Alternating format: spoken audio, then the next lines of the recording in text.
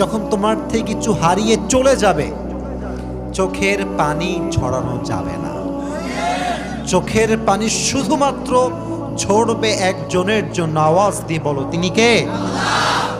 মনে রাখবেন, এই চোখের পানি বড় দামি জিনিস। আর যুবক ভাইয়েরা, যে ছেড়ে চলে যায়, যে হারিয়ে যায়, এরা হচ্ছে সব সস্তা মানুষ। আর সস্তা মানুষের জন্য চোখের মূল্যবান পানি কখনো ছড়াতে হয় না।